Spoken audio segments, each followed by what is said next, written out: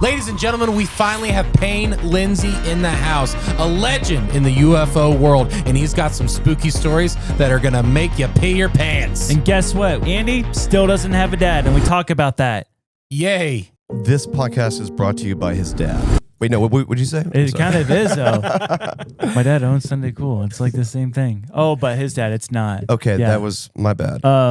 This podcast is brought to you and powered by Sunday Cool. This podcast is brought to you and powered by Sunday Cool. Watch this or listen. Watch this or listen, or else. A threat. Yes. A threat. No, I didn't finish the sentence. Oh, got it. Or else I might cry.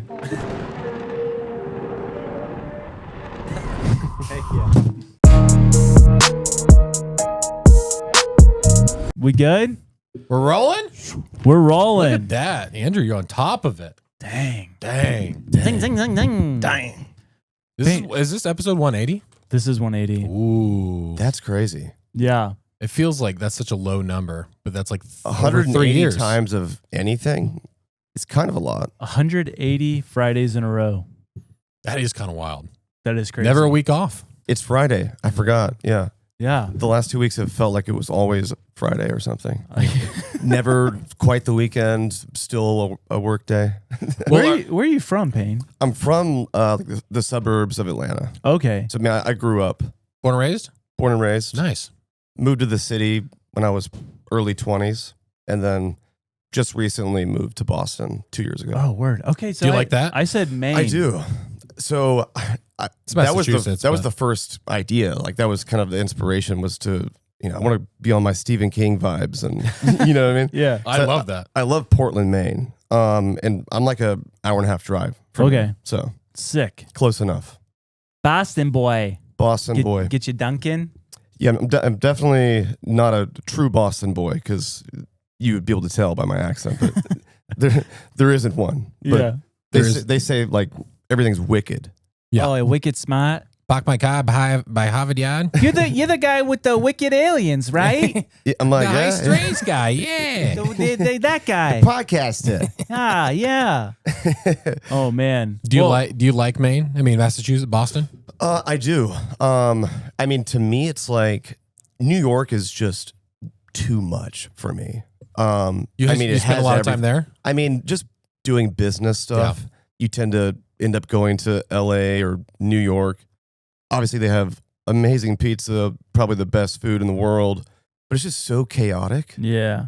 It's also just like too much. claustrophobic there. It's just like Yeah. the buildings and I've never been. I want to, though. I mean, you have to go. I mean, the first Yeah. time I went, it's impressive. Yeah. You're like, wow, all these buildings. Why did we do this? Mm-hmm. And then you can just get lost in the city for hours and have a blast. But being there and trying to catch an Uber to a meeting like an hour away, but it's only 1 or 2 miles, and it's just crazy. not fun. I think I'm Boston's a small version of that. Yeah. I think I'm more amazed that there's just another city underneath. What do you Like mean? they just built. That's why they call it New York City. They literally built New York over the older Old York. city. Are Old York. the people still there? I mean, I imagine so. There's got to be at least some. just being squished. yeah. I mean, I imagine that's what the rats are. They lose a couple inches Right. every year. The rats Yeah. are the size of some people. Yeah. I mean, it all adds up. Adds up. It's making sense, Yeah, we're the circle of life. We'll be a rat one day. right? Yeah. A boy Hey, can dream. welcome Payne Lindsey Payne Lindsey. from High Strange. It's been a long time coming. We've been talking about you forever, dude. You have. I know. We have a- Good things, bad things, both. All good things. Yeah, we did call you an alien at one point, but No, I just saw because that. you had, yeah, I know. We do apologize. No, it's one of my best friend's wife has always been like, you're an alien, well before High Strange, but to the point where I think she actually thinks that I am. She's not convinced otherwise. So I can either confirm or deny that. Yeah, well, your choice of professionalism made it kind of probably hard to deny those claims. Or is that just the perfect cover? That's what I'm saying. Yeah, that's Yeah. just Right. like, yeah, that's, I mean, it's, I don't know. Have you seen the movie The Knowing? The Knowing. I don't know. It's with I Nicolas don't Cage. knowing. Oh, wait. What's It's- the plot? It's like the end of the world. that's the it's one where like- he gets like the dates on papers and dates it's like, and it's like of all these- catastrophic events and Yeah. stuff. Okay, I think I did see it kind of semi-recently, but I've been on this weird thing. You know how you can watch YouTube and then all of a sudden you get in that weird rabbit hole of like, how did I get here on these? Sure. You can do the same thing on Amazon Prime. If you just let it play the next movie, and like I'll just be working on my laptop. It'll be on mute. And I'll just be deep in a Nick Cage movie, and I'll just turn it up for like 5 minutes. I'm like, what is this? Yeah. I mean, he's made 1,000 movies, so I think I've seen probably 5 minutes of that Okay, well, there's a like an alien angel guy in it, one. Okay. and he's always reminding me of you. That's him. That okay? Yeah, So there's another that's movie. your actual photo in my phone for your number. What's the other movie that? So my friend, like his wife thinks I'm an alien, but he always calls me. What's that like super pale alien man? It's a movie about him. Legion? Is it not? It's not Legion. It's is the guy that plays? Oh golly, what was that? Pat Bentley or something like the guy that plays I don't know. Age of Ultron. He's like the voice of Paste Jarvis or something. He's pasty white, but I gotta find it. But it looks like that person. It's just like a translucent. Yeah, I know what you're talking about. It's like chalk or paste or something. Yeah, I know what you're talking about. Right? It's Golly, like what is that? Dang it. And it's like a high school movie, like, right? Is the kid's a high school? Oh, man. I can't remember. Like the name of the movie is like his name, I think. Yeah. Or something. Oh, It'll come to me. Diary of a Wimpy Kid. That's what it is. Yeah. Is we'll, it? We'll find it. No, we'll find it. I was like, that's my memoir. Hey, Payne, do you want a song? Yes. All right, cool. No. We'll just come up with something. Did you write something? I didn't. What kind of genre do you want? What are you prepared to do? Literally anything you ask for. I'm kind of feeling, I mean, something funky. Okay. Oh, some fun Honestly, music? whatever you feel like you'll have the most fun making in this moment. Got some ideas. Okay. Okay. Check. Yeah. Is there reverb on? Real quick. Check. Yeah. Yeah. There we go. All right. Here we go.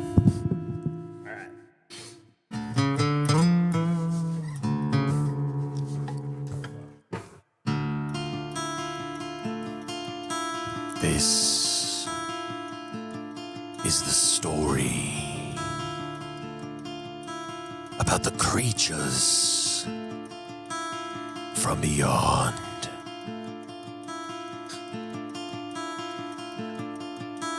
The aliens, they come, they fly into invade to control our land.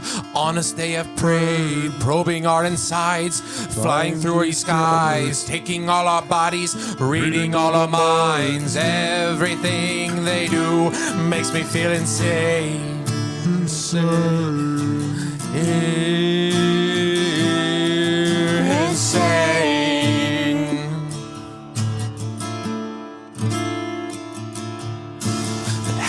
I stop them? What could I do to beat these awful creatures? I have no clue. They're afraid of nothing, not life nor death. They ain't afraid of fire, not heights or death. There has to be something that fills them with fear. I can feel it in my bones. Our time is near. They must be stopped. They must all be slain. Oh, must be slain.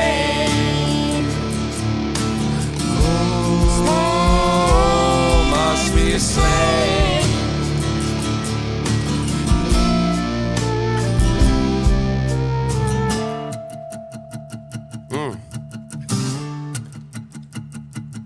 Okay. They don't fear our tanks, they don't fear our skis, but here is a single man haunting all the dreams. He lurks in the shadows, makes them run and hide. There's no way to beat him, you can surely try. His name they can't speak, they can't read his brain. They cannot deny the fear in their eyes. It's Payne Lindsey. Oh,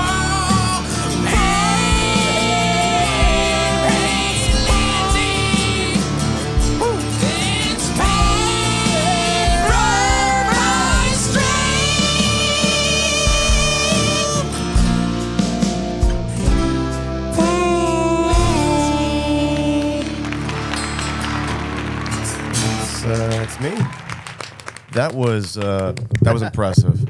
I was not expecting that at all. I can't believe we just came up with that. That was. I can't believe that either. I don't even know what to say about that. Can I license that? No, that's all we know Is you got that to royalty do. free now? Yeah, for you, for sure. We just expect Was that like royalties. a cameo that I ordered, basically? Basically, yeah. Just make that the intro of yourself. There's a bill. Right. You'll be like, Just "What is this bill show?" me. Yeah. Oh man, my wife hates that we do that for people that we just meet. Every single guest we have on, she's like, "Are you still gonna do the bit?" Are you still gonna do the whole thing where you make a song about them and they feel weird about it? Yeah, for sure, Yeah. for sure. Oh man, No matter how respected they are, no matter where they are, I mean, we'll have a president on our couch one day. if President we Trump comes here, still- we'll sing about his Something. beautiful little hands. Yes, we will. Tiny, tiny hands. He will be the I mean, I feel president. like it's a sign of respect, really. Oh yeah. I mean, I don't have that many songs written about me. You got one more. Come to think of it, Yeah, Yeah. I mean, only got one, that's true. That's the nice thing. right? yeah. Why don't we get a song written for us? I'll You work on have it. one. I'll One work of the on it. first songs we did was a Russian song. Oh, that's yeah. true. What Yeah. about you not having a dad? Yeah. And Yeah. Sorry, I don't know why that was funny. But It's pretty funny. it sounds funny. But we're gonna have a great day. I'm so excited. We have Payne here. We've been waiting for this forever. He's got a lot of stories. He's got a lot of share. He's got a lot of plug. A lot of exciting things are happening But in his there's life. something that needs to go down first. Absolutely. We're going to get to that. But, you know, I mean, it's Payne? exciting. This is our least favorite part of the episode. This right now. What's happening right now? We're about to Okay. find out. All right. There's millions, I would say maybe close to billions of people that watch us and depend primarily on this segment of the podcast. Yeah, not Okay. close. Over Okay. billions. And we have to answer a question. Really, you have to answer the question. People are depending on you to answer this question. And these questions are hard. Okay. They might be uncomfortable, but we just work through it and we move on. Yeah. Right? We can do this. Yeah. We owe it to the billions. Yeah. It's really just a yes or no. You don't need to explain yourself. Either way, it's a yes or no for answering the question. Today's question, sent in by a viewer, Payne. Do you support ICE? I like the crushed ice that you It's get. a yes. I Oh. know you See, this want to is- explain it, Oh, but okay, it's just see. like it's. Do you support with everything that's happening right now? All in the world. Do you, Payne? You said I can't curse though. You cannot. I'm No. sorry. After So- the pod, you can. No. Dang, dude. I thought we were gonna have a good day. I was really excited about this. But I do support don't- the ballpark ice. No, that's that great. You get from. You can even So get it from you Chick-fil-A don't now. support Which is backtracking. ICE. What about the Inuits? What about their houses that are made of ice? And you don't support the? You think the Inuits shouldn't have homes? What about the ice that is keeping the oceans from overflooding? Absolutely. The polar bears. Payne. The polar bears. Payne Polar Lindsey's over here going bears. like, I don't care. Get rid of the Melt. ice. I Melt. mean, we Take all away can't those. win, right? So I mean, Dang. He's if I had to pick, Doubling down. Negative Nancy you over know, here. I've never seen a polar bear, I feel like giving him the cold so shoulder. I don't even know if they're real. I think we should give him the cold shoulder, Andy. Wow. I think You're that's not. ice cold You're is his icing me response. out. This is yeah.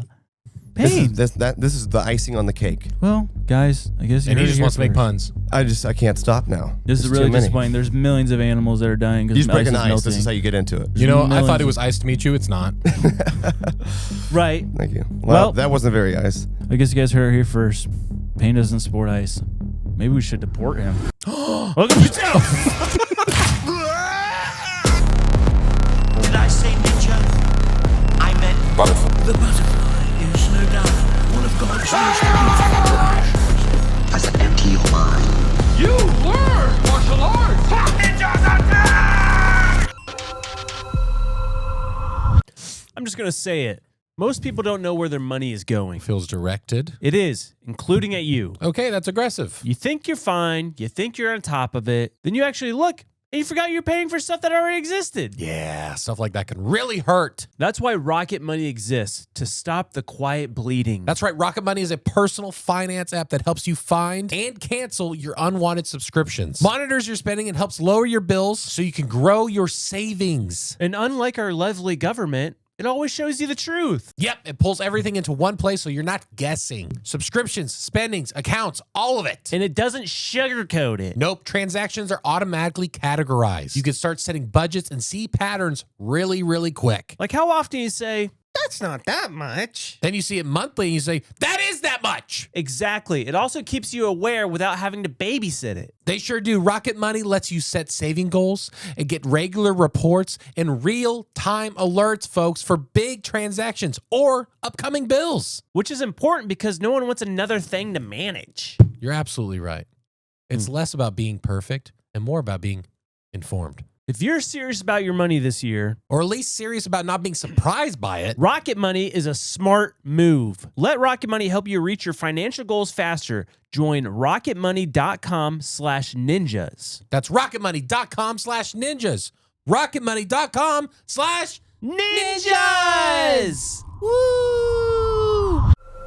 Back to my home planet. Thanks. We have to usually gaslight my wife, but she's not here. So Dude, my camera's racist. It keeps on locking on other Asians in the background. They do not all look alike. Did you program it to find "Are just you-" this one Asian? Wait. That's hilarious. Wait a minute. Is that Bruce Lee back there? Or who, what is this? It's one of the guys. Right. There's a playlist on YouTube you can look up. For anyone who's wondering, they're always like, what movies are you guys watching in the background? There's a playlist on YouTube. If you look up old Kung Fu videos, there's like a 172 movie playlist. yeah. That's And a lot. we just put them on in the background. Some of them are inappropriate. I was gonna Some say, of the times please- we've had it roll and we're like, wait a minute. Hold on. I can't believe they're saying that. Yeah.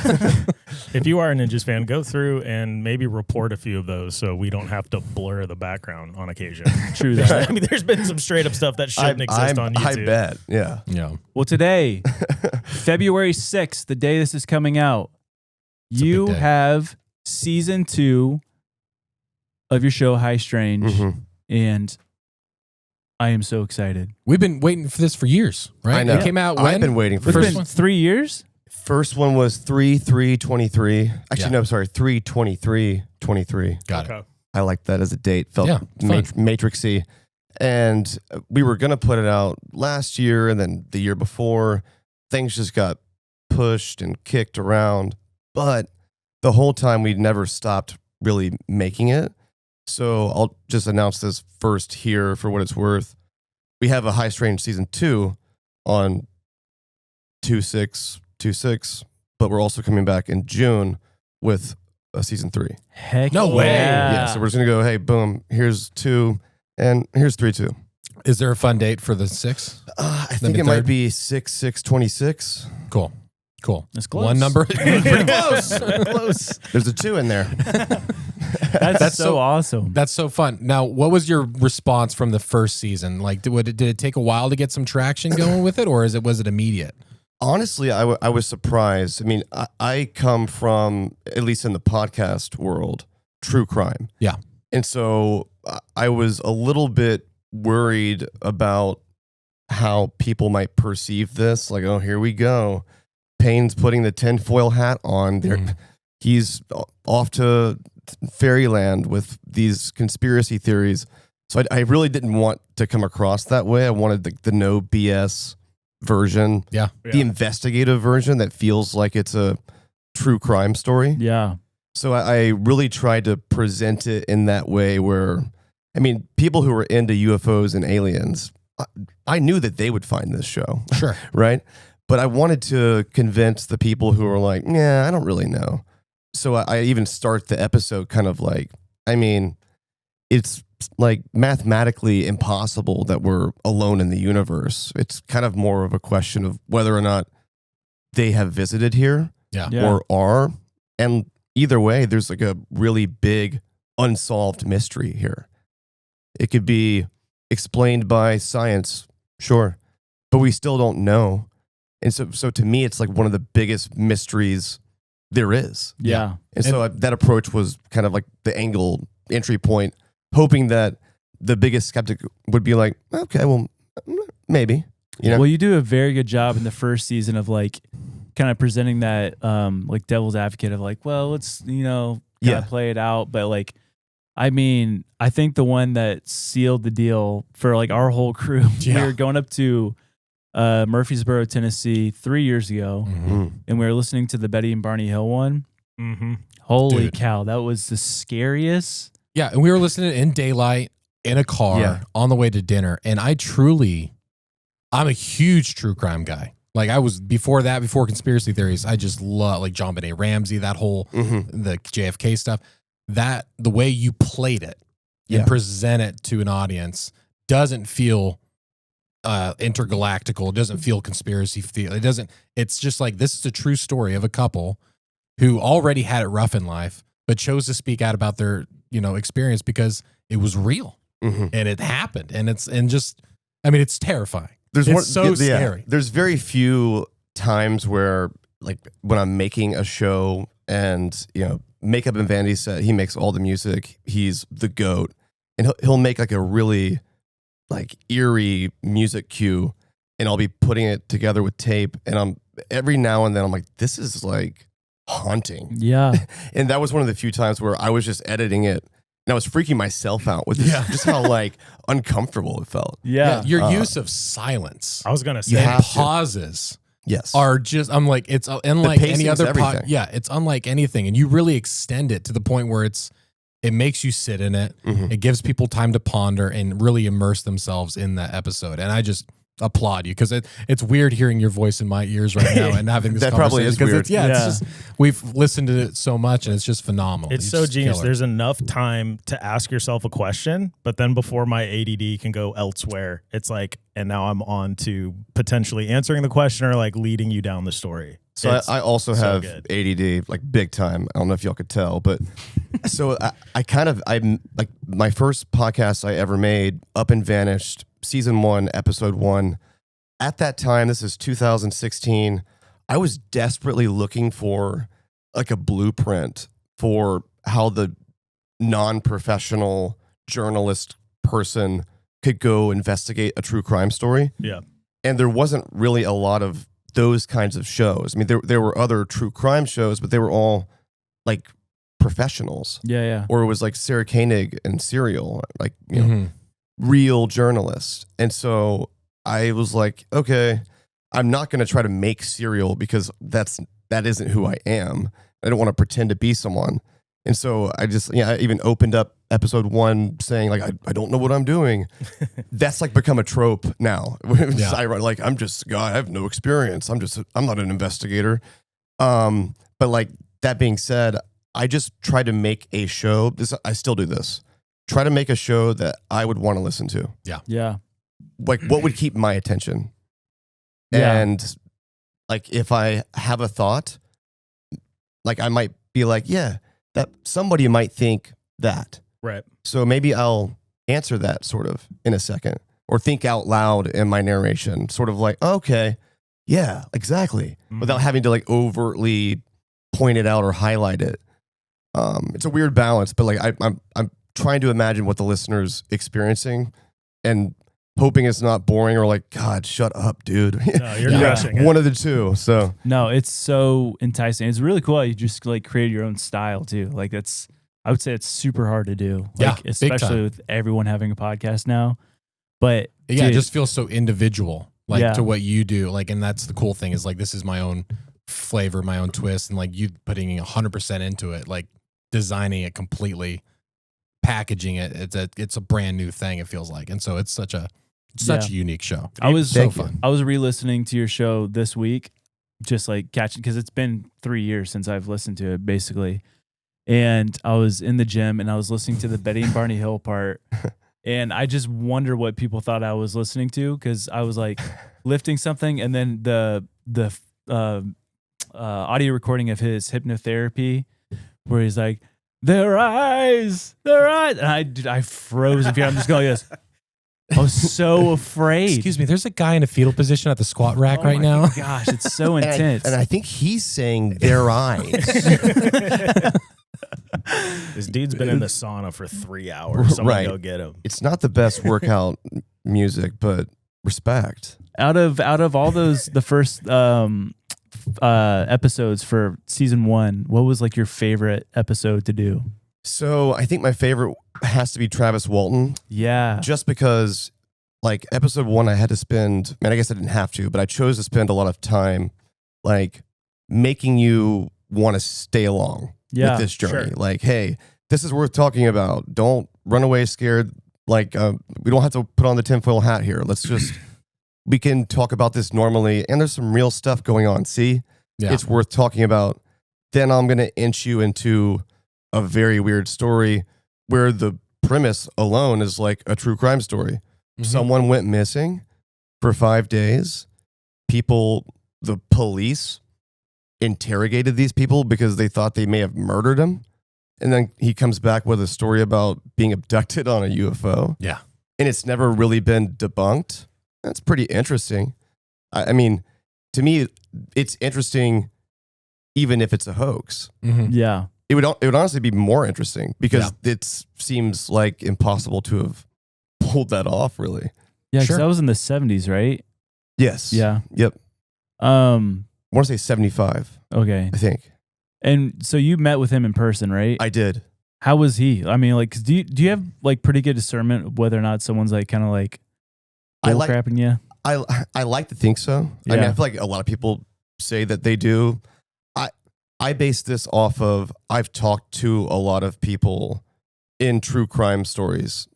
I've talked to real murderers who have actually killed people, gone to jail for it, suspected murderers, people who are lying in their friend group, people who are playing victim and they're not, and then people who are telling the truth, but they're just really nervous and confusing about it. And so I've had to like do these sort of like micro assessments in just people for a while. I'm not by any means an expert, but I like to think that I have a pretty decent like gut instinct on my BS radar. Yeah. And Travis Walton, I mean, the only reason that we even got him, I'll shout out my friend Tim Smith. He happened to know him somehow and gave me his number, slow responses. Eventually we met like out in Snowflake, Arizona. He was like over an hour and a half late. And so I did play like a part of that because like for a minute there, we're like, oh my God, he's just going to flake. Yeah. This guy's just full of it. But then he pulls up and he, and I say this in the podcast and it's true. He sat in his truck for like over 10 minutes, no phone, just staring like straight ahead.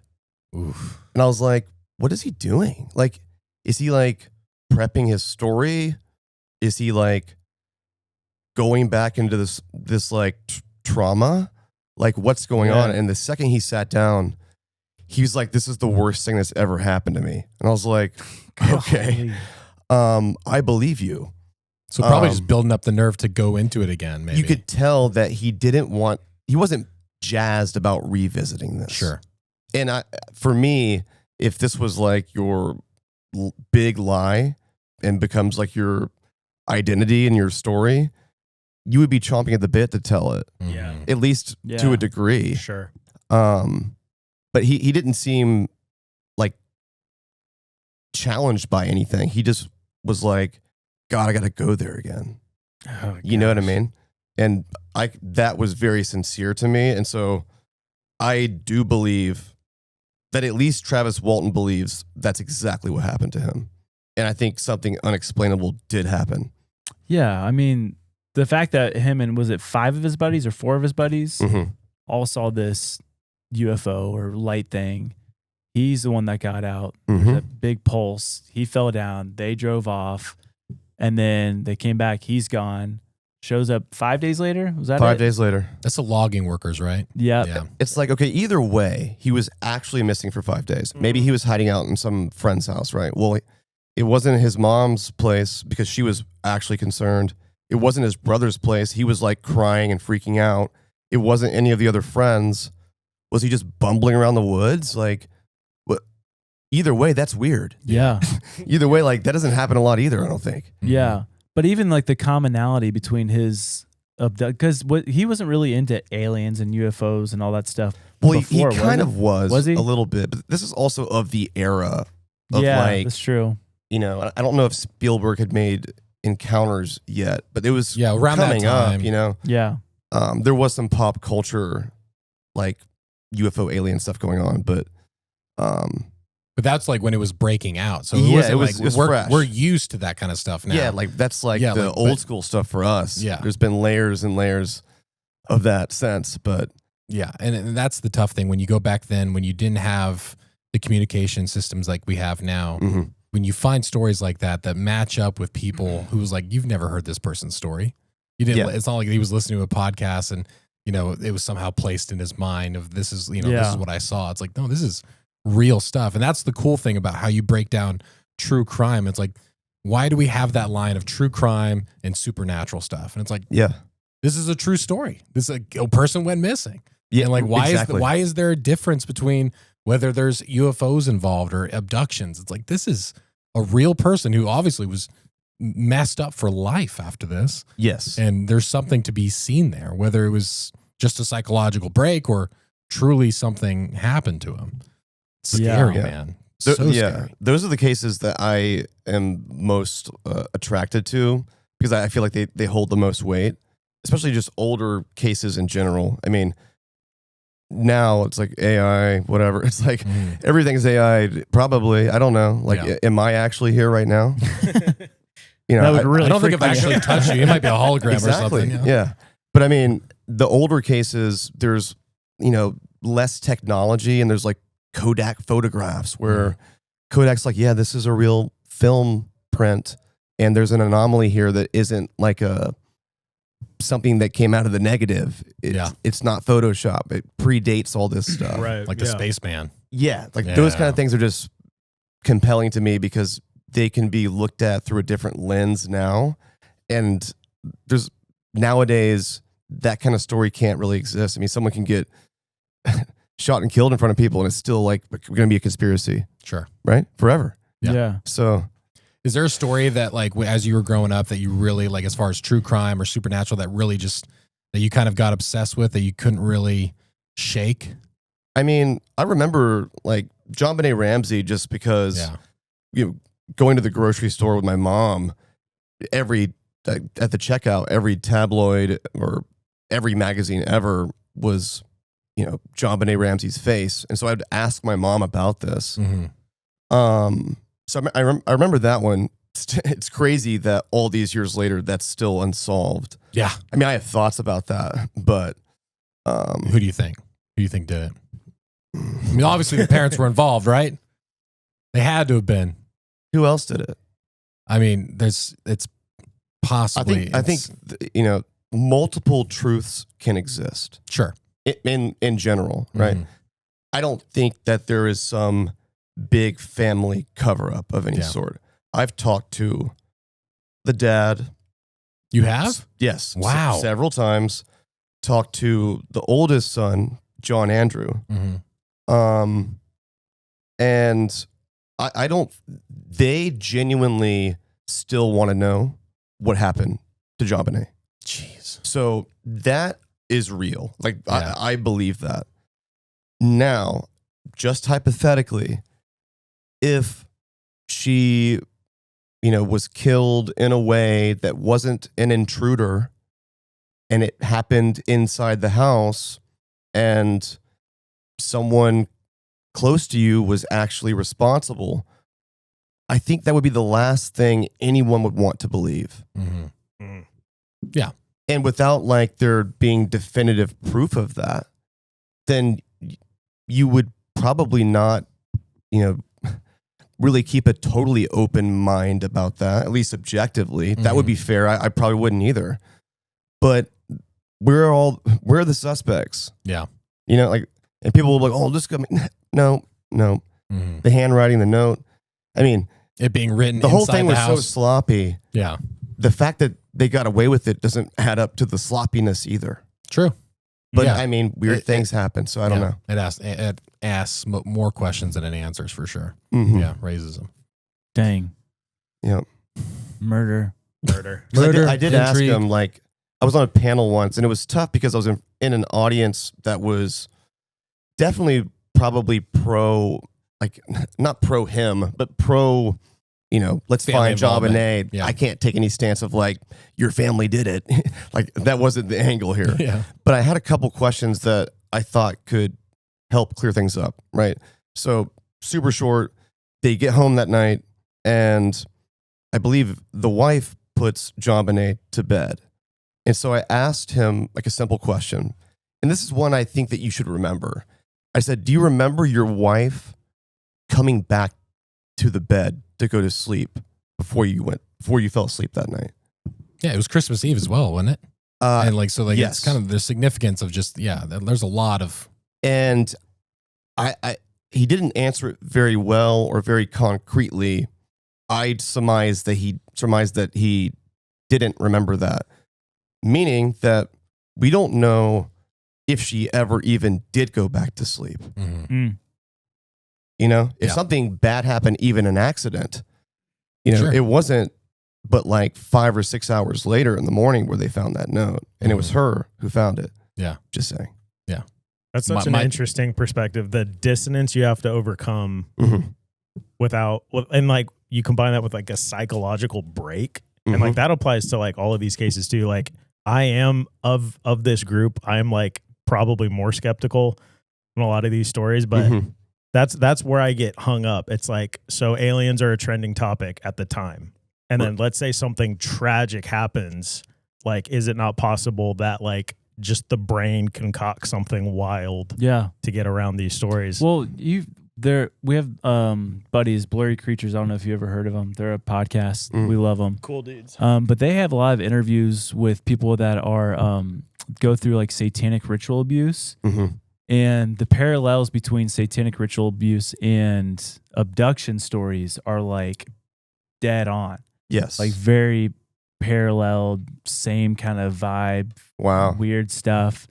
Have you encountered like in interviewing anyone like gotten into like that stuff? The only time I've really gone there, which is actually kind of this season, we were out in Oregon and on these like just middle of nowhere, and we were talking to ranchers about these cattle mutilations, which are they're weird. They are weird. And the thing is about it already sounds like that's not true. It's like, no, like, one, these bulls are super expensive, like $25,000, $50,000. It's in no one's interest to murder their own bull. And I'm talking about stuff like they cut the tongue off, they cut off the private parts, blood is drained, surgical precision with like surgeons' hands and like going into the insides and putting it back together.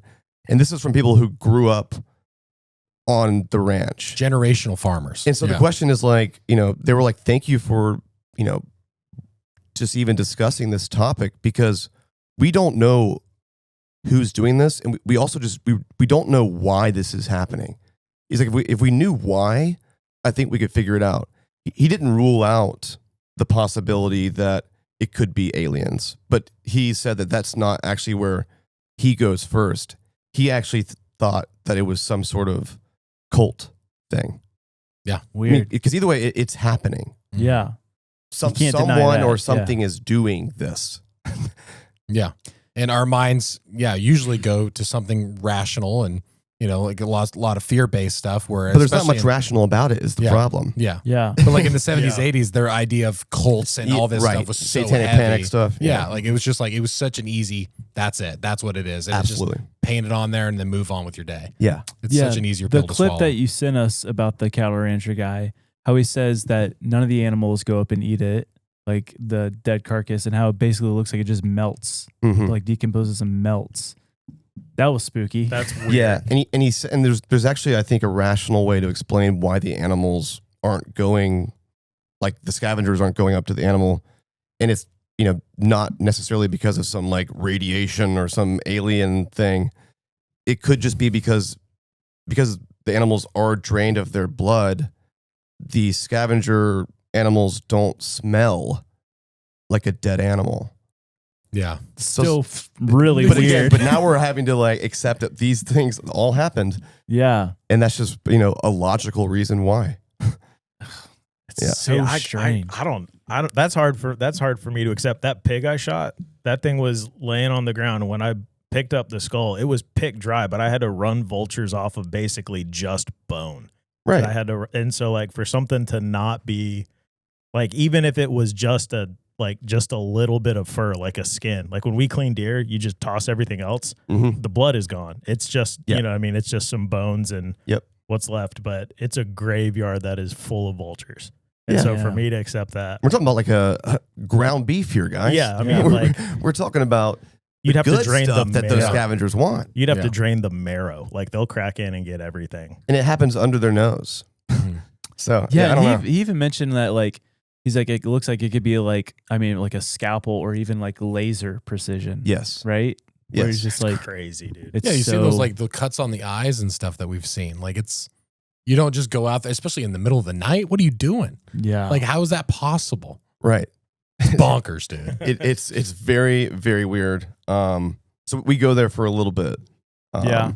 But yeah, he thinks that it is maybe some sort of satanic cult, or I guess any kind of cult that feels like they need the blood and tongues of cows. yeah. I don't know. So weird. But have you guys ever tried beef tongue? Pretty good. Pretty good tacos. Actually, no, I have. yeah, Yeah. it's not bad. What do they call it though? It's like I can't remember I can't remember the name. It's big in like South Africa. I Tango. think. Like, what's it Yeah. called? You know what I'm talking about? It's weird. But yeah, Doesn't it's- it start with a B? It's like a beef jerky kind of Yeah. thing. It is. Yeah, it's good. Bubble Lengua. Bub De lengua. blum. blah blah blah. Yep.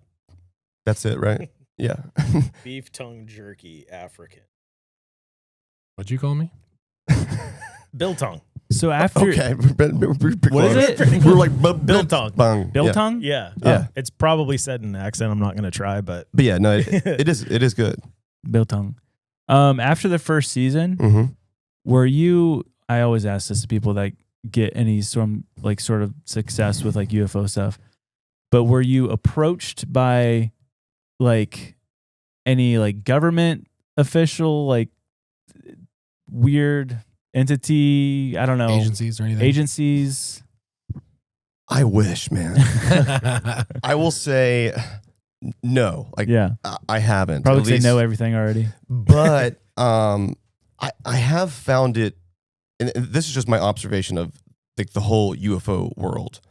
I like to view myself as not like totally in the center of that. I mean, if you go on like Twitter or X, there's like believers versus skeptics, and they really don't like each other, and there's a lot of drama Yeah. there. And I'm like, this is kind of wild. I found it that some people who are notable, I guess, voices in this space were a lot harder to track down or get to come on my show. Mm. And not to say that my show is like super special and you should, and my feelings should be heard if you're not, but I'm like also kind of like it's like you're dodging me. yeah. And it's, and it's not everyone, but some people, they only want to tell their story through their little voice box. Yeah. And not be that's challenged on concerning it. to me. You're Yeah. right. Right. Yeah. And I'm not even saying that I'm going to challenge you, but I think maybe because of the true crime thing, and Sure. it's not just like, I'm like, why are all these guys going on like podcasts that have like 5 views? Like, and no, like if your podcast has 5 views, that's great. Like mine started off with 5 views too. Yeah. But I'm like, these people are like spending time just going on shows that like no one's going to listen to really, Mm. just to kind of fan service or something. Mm-hmm. So it doesn't jive with like, do you care about getting this out to the masses? Or are you scared about someone poking a hole in your story? Even just the psyop to get clipped. Like go to a place where they're just going to listen. You tell it how you want and get out and know the clip will go somewhere. Instead Yeah. of And being say, questioned. I did talk. I have been on interviews. I'm not afraid to talk about this. Look at, I've done plenty of interviews. I'm like, well, no, not Right. really. Yeah, Did you try to get Bob Lazar on? I did. I know Jeremy Corbell pretty well at this point. And honestly, That's pretty Jeremy, cool. if you see this, you were hard to get at first too. This is actually a funny story. I think I'll tell like a small version of it in the podcast, but I was supposed to meet with Jeremy Corbell in season 1. We were out there in Vegas. There was a Star Trek convention, and Jeremy Corbell and George Knapp had a panel. And so we had been talking, and I was like, okay, one, while we're out here, let's go see Area 51, which is what we did in the show. Yeah. And then let's go to this panel and see if we can finally, make that in-person connect with Corbell and Knapp and show them that we're not like, spooky and we can be trusted in some way. So we talk afterwards, and I was recording the whole time. And I did tell him, like, right then. And he was kind of like, what are you doing? But it was a short exchange. We get into the elevator, and it's me, Mike, my producer, Jeremy, George Knapp, and he's like, by the way, this is my friend David. He's my bodyguard. And we're like, and he's this really tall guy. And you can hear him in the background. And I was just joking around because my buddy Tim Smith, who I mentioned earlier, who somehow knew Travis Walton, he manages the artist Zed, and he has like a residency there. And so he was going to get us backstage that night. So I was like, y'all want to go backstage to Zed? Turns out that was David Grush. I don't know if you guys know who that is, but like one of the big whistleblowers. For sure. That's crazy. And I was like, this was before he came out with anything. So they were clearly talking. Wow. And I just didn't know who he was because no one knew who he was. Yeah. But I just like had a random thought one day. I was like, wait a minute. Was that guy in the elevator, David? Pull that tape up and you can hear his voice. Wow. And you're like, oh my God, we were so close. That's crazy. Haven't got David either. But Balbazar, I tried to send a DM, but unless he follows me back, he can't see it. Yeah. I have sent an email. We'll see. Yeah. I kind of make a formal ask in the new season to get his take. I am going to have to ask him like 1 or 2 questions that he probably wants to avoid, but they're all in just creating clarity. Yeah. Yeah. Mm-hmm. It's no gotcha stuff. It's right. It's just like, let's just talk. I don't even care if someone lied. If you lied and can admit you lied, mm-hmm. I'll probably believe you more now. Yeah. But if I know you lied and you're still lying about this, and then you have something bigger to lie about, and you can't expect me to believe the bigger lie. Sure. Like just me personally. Yeah. Right. No, it makes total sense. Yeah. What is your opinion on the government's involvement with UFOs right now? Like, because obviously we're seeing it more than ever before. Mm-hmm. Yeah. With all the What is your disclosure. opinion, if any at all? Yeah. How involved are they within this this whole UFO atmosphere? I mean, growing up, it was like Area 51, right? Sure. This is where they have all the spaceships and the aliens, and maybe they do, or maybe they did. Who knows? But I think, like, as a kid and young adult, my viewpoint was like the government knows, and they're withholding it. And the more I've dug into it, and the more people I've talked to, my personal assessment is that it's probably more likely that the government as a whole doesn't know anything or doesn't know very much. Now, there's certain people who might be close to certain sectors of the military or be a part of some black project, whatever it is, or work for Lockheed Martin or Boeing or whatever, and they know something way bigger. But I definitely don't think that's like common knowledge amongst like our senators or even presidents. And that's just been proven. I mean, not everything is like, even the president isn't privy to every single piece of information. They can ask. Yeah. But, Yeah, absolutely. There's definitely a government underneath. I think there's something, probably hidden within the government to a degree, but also easier to hide because it's outsourced. I mean, it's like the government's like the DMV, right? Yeah. We don't want them making the planes that we take flights in, right? Right? So they outsource that stuff. Yeah. So it's probably some, tech company, maybe ones that we're familiar with. Yeah. AT&T. Right. T-Mobile. Yeah. Makes sense. AOL. Is that still Top a thing? guys. It is. I still have an email. No, you don't. Yeah, he does. But I made it in 6th grade and it's still my email. Every is time it? you give that out, it's so funny. They're like AOL. Oh, like AOL. Wow. Okay. Yeah. Wow. Oh. No idea you were 64. Yeah. Speaking of AOL, did you know that we got an ad? Don't go anywhere.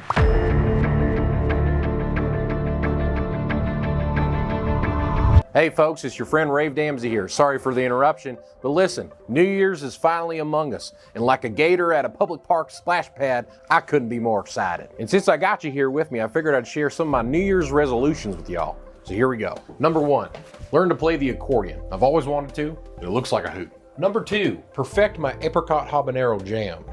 Sounds pretty good, right? Number 3, finally get that North Dakota hit and run charge expunged from my record. It was an accident, and almost no one got hurt. And number 4, order custom merch from SundayCool.com for the 42nd annual Tampa Bay Seafood and Sunshine Festival. And finally, number 5, I'd like to see my kids again. So Cynthia, I know you're watching. Please return my calls. Speaking of calls, give me a call anytime. 1-800-865-0726. Happy New Year's, y'all. Let's get back to the show. We're back. Put it down, dude. What is that thing? Can't trust nobody. Is it a knife? Is it one of the Are you knives? real? Oh, yeah, those are fun. It's a real type of Yeah. The only way, wrong knife. The husband. the and only way to wife. test if it's real is if you gotta. Yeah, you You gotta go, commit. Yeah. With conviction. Yes. Have you seen like those TikToks like that they give like the kid like it's a fake rubber knife, but it looks like a steak knife? It's very funny. And they're going, it's funny, but you're also teaching the kid it's okay to run around with knives. It's all right. They'll learn. And they're No. always like 7 minutes long, and you're like, God, I'm watching the whole thing now. And then they don't show the ending. Yeah. You're Yeah. like, what was the point? At least show the ending. Yeah. Come on. Yeah. Whatever. on. Whatever. All right. So 2nd season. It's coming out. You said that you interviewed Jacques Vallée. I did. That's crazy. Yeah. I just looked him up this morning. He seems like a legend. So he is the legend, and honestly, my friend Mike, he's like the biggest fan of his. Read all of his books. He's one of the OG, like straight shooter UFO mystery investigative journalists who's got some major swag.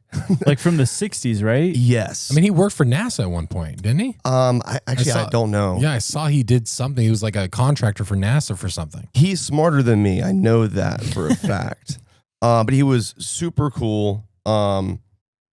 And yeah, like he's just like a wealth of knowledge. So I only had like an hour with him. Like, what do I ask him?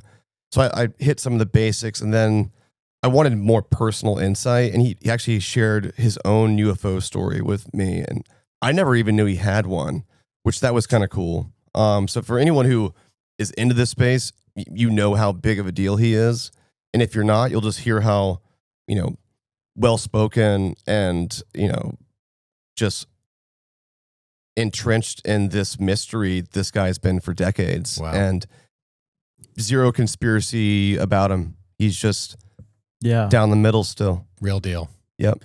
Have you had a UFO experience yet? So I've only had one, what I guess you could say it was a UFO story. Yes. There is, so my uncle lives in a town called Crestone, Colorado. Mm-hmm. It's actually where the subject of season 2 of Up and Vanished took place. Oh, yeah. Crystal Risinger went missing. I never told anyone back then that my uncle, I guess I did now, that my uncle lived there. But he kind of helped me sort of navigate that really small place. But out there, they have these sand dunes not too far from there. Mm-hmm. These like natural white sand dunes. I think I was like 8th grade. I was there with my cousin, Camille, and we both were just sleeping in this tent. We got there at night, and so I didn't really have a good like lay of the land, like perspective, but I could see the sort of tops of the sand dunes, but I couldn't really tell how large they were. Sure. And so that night, and I'm pretty sure it's somewhere on my in one of my old VHS tapes. I just haven't found it yet. But I started filming these lights that were just like these orbs, essentially, that were floating around in weird ways, kind of on the ridgeline. And I couldn't tell how far it was. And at first I was like, are those people with flashlights? Like that was like my first, like, it was clearly a light. There were lights, multiple. And I was like, I can't rule that out, but that doesn't really make sense. They seem bigger than that. And so I was like zooming in, all you could see was like a blurry blob of light. But when I woke up the next morning, broad daylight, and I could see like what the terrain actually looked like, I was like, oh, those were not flashlights. I don't even think you can go up that far. Those were like weird, droney looking lights in 1999 that I don't know what they were. Wow. And Did so, you like, have a certain feeling when you were looking at them? Like, I mean, I was like, it's a UFO. Yeah. I wanted it to be. But I also was like, what is it really though? And it wasn't until the next morning when I saw like what the terrain looked like and was kind of able to logically rule out my flashlight theory. And I was like, okay, well, I don't know what that was then. I haven't seen anything as peculiar as that since. I wish. do you seek that out? Do you like, is that something like when you're out late at night or if you're looking at the sky or anything like that, is that something that you hope for? Some type of an experience like that? I think it would be pretty cool. Yeah. I always joke around with my friends, like, I'm like, yeah, please abduct me. Then I'm like, wait a minute. if I legitimately got abducted, if I got abducted by an alien, legitimately, Yeah. and it was for real, no one would believe me. Yeah, because you're in the space already. Right. Yeah. And I That's would, how I feel about and it. that would, It makes us the perfect candidate. that though, would don't you think? suck. Yeah. It's like, oh, you got abducted too. Oh, yeah, I'm sure. I'm like, that would be so annoying. Yeah. But I mean, maybe it's worth just the experience. Can I bring my phone? You know, can we record this? Yeah. But when I listened to that tape of Whitley. Yes. I mean, I think it was him that got, pinned down and it was like Yeah, medically hurt. Can you kind of tell that story with That him, was- like briefly? That's Yes. so scary. So Whitley Strieber, he is also like an infamous name in the UFO world. Back in the 80s, he claims that one night these insect-like creatures that were not insect-sized, they were like human-sized insects, came into his house, abducted him, stuck this needle in his head, like experimented on him, and then probed him. This is where the whole like South Park probe joke Sure. started. Oh, wow. This, like, he was the first person to ever say an alien probed me, which, I mean, even if that's like a pop culture thing now. Mhm. Yeah. Yeah, it's a joke. It's a punchline now. Right. Yeah. And so, back to like my assessment if someone's telling the truth or not, right? I was anxious to talk to Whitley just because of the videos I've seen of him online, and he's also he's a writer. He's an author. He's a professional storyteller, and he's good at it. So good that he has had many best-selling novels, adaptations into movies. And, part of my brain goes, where does like fiction blur with his personal experiences, or does it? Right. So here's my honest, no BS take on Whitley, having interviewed him for 1 hour in person. It was not like Travis Walton. Travis Walton, I immediately was like, I believe this guy. He experienced this. And maybe it's just the way that Whitley tells the story. Maybe it's because he, I think if he went to the grocery store and grabbed an apple, his version of that would also sound fantastical, right? So let's give him that. I got you. But a part of me didn't fully believe him. But here's what I actually think. I think something strange and unexplained did happen to him that one night, that first night. And it may have been a contact event. Could have been exactly what he's saying. It's all the other things and subsequent visits over years and other stories that are added on to, like a, lifetime of experiences that all become books that I'm kind of like, maybe. And it's not because he had success with his books. It's just more like, do you know where that line is? Like, can you be objective enough? And so I did ask him like politely and was like, some people, not me, on the internet think that because you're such a good storyteller that maybe you've embellished some of the elements of this. And he was quick to respond saying that that is not true. But he also respected the fact that I kind of challenged it a little bit. And so in one of his stories, and this is true and it is weird, he claims that on another abduction scenario in which he described people that looked like humans came into his house, they put an implant in his ear. And I was like, okay. And then he goes on to say that he goes to the doctor. They film this. I've seen the video. They try to take it out it's like a little cyst or something. And they claim that it moved like when they tried to grab it. Not like they pushed it away, but when they went to snatch it, it moved away. Reacted. Mm-hmm. And so they were only able to get a little piece of it. And he was like, yeah, it's still in my ear right now. And he's like, it's been listening for the past 45 minutes. It's turned on. And I was like, what do you mean? What do you mean turned on? And he's like, yeah, it's like almost like another brain. And so I was like, is it weird if can I feel it? And he said, sure. And so I've touched Whitley Strieber's ear, and there is wrong ear. Oh, sorry. His actual ear. My ear's up here. I'm like, oh, you meant your ear. Okay, sorry. We you call said it probe. I'm sorry. Yeah. I don't know. Where I'm from, we call it something different. Yeah. But it felt like a little BB, and I was like, that's weird. Completely unnatural from a human body. I mean, I don't know. Yeah. Like. Sure. A doctor would be like, it's a cyst. Maybe it probably feels like a cyst, but to me, it felt like a BB. Like that's like a small BB. Yeah. And so the weirdest thing that actually happened, which is also I find very hilarious, it was an hour interview, and about 15 minutes into it, we'd been there at this conference for like 3 or 4 days, and the whole time in this room that we were using to do the interviews, there was this obnoxious fly that we could not swat. We could not get it out of there. Between every interview, we're like, whatever. It would always kind of just go hide whenever the interview started and wasn't buzzing around, thankfully. 15 minutes into the interview, that fly lands right on his knee. And I'm like trying not to laugh because I'm like, oh my God, like it's on his knee. Yeah. And it stays there for 45 minutes.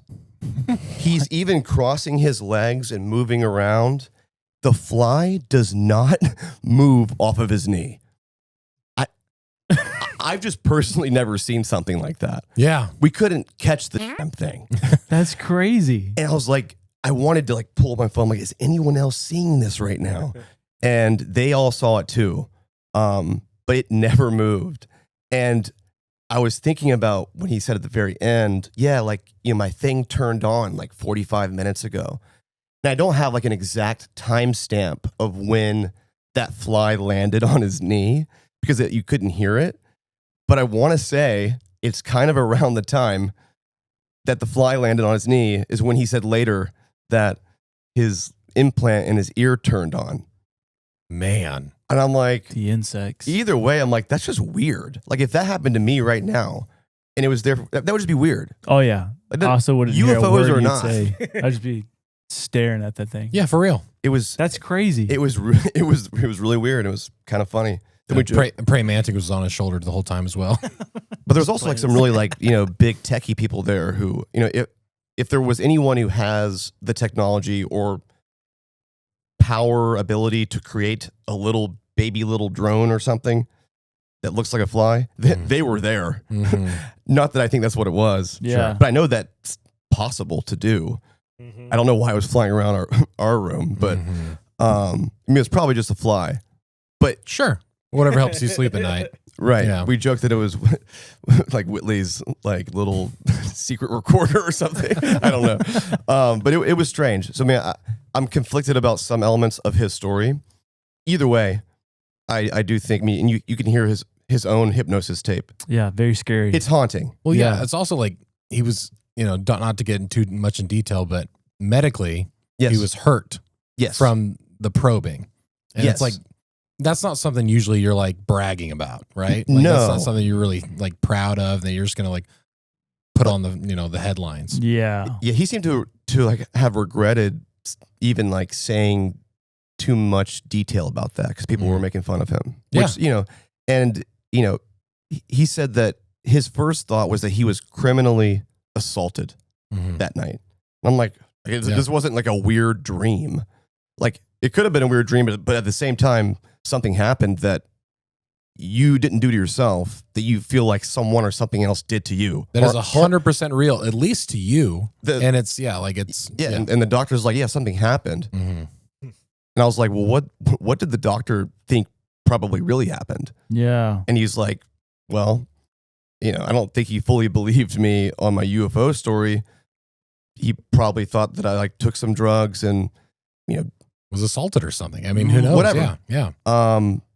But yeah, the physical injuries were very real. Mm-hmm. And so those components are compelling to me because it's still like, we don't know what happened. He has a version of events. I think something strange and anomalous happened that night, but we'll never know fully. Yeah, hard to explain. Unless they come get me and then I come back on the show and I'm like, hey, you're not going to believe this. I already know you're not. Yeah. But then a fly lands on my leg and you're like, maybe I Confirms do. it, yeah. When was his abduction? You said the 80s? I want to say it was 86 or 85.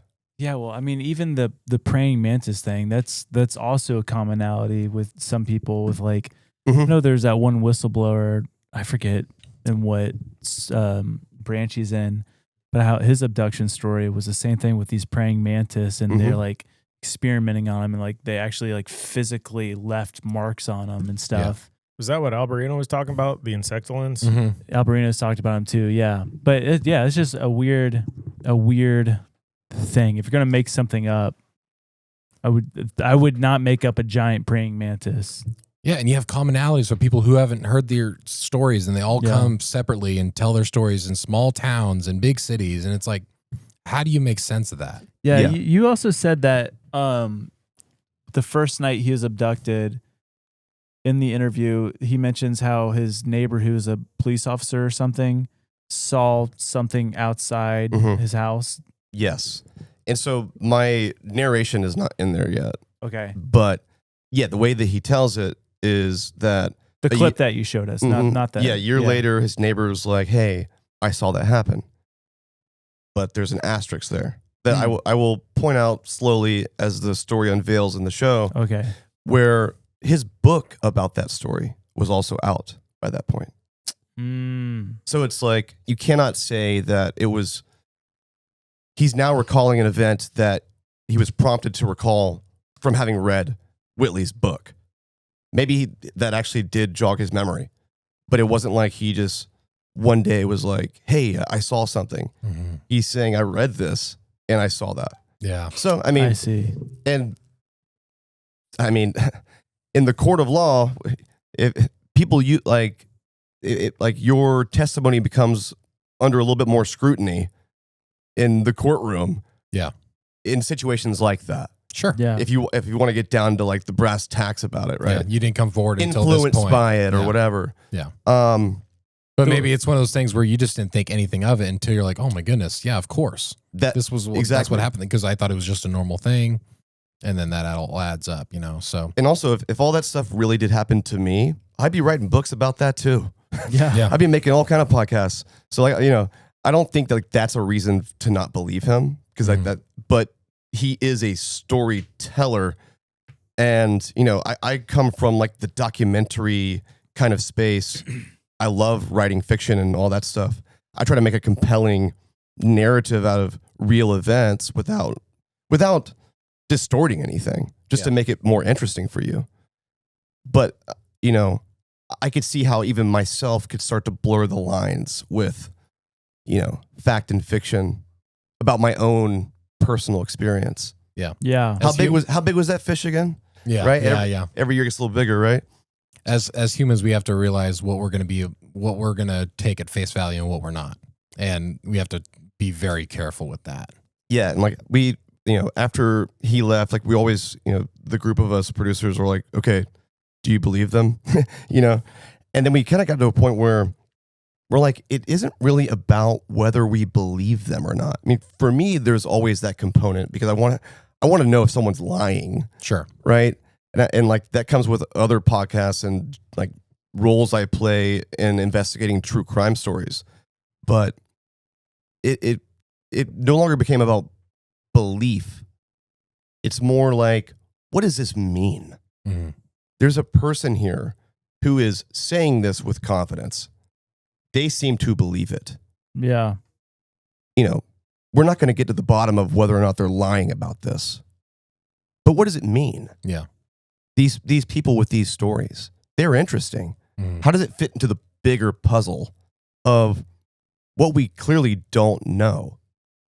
That there's something in the sky sometimes, and very incredible stories and incredible claims that have never been able to be proven to the point where everyone can say, yeah, it's real. Mm. And what is it anyway? Yeah. Well, you know, it's funny.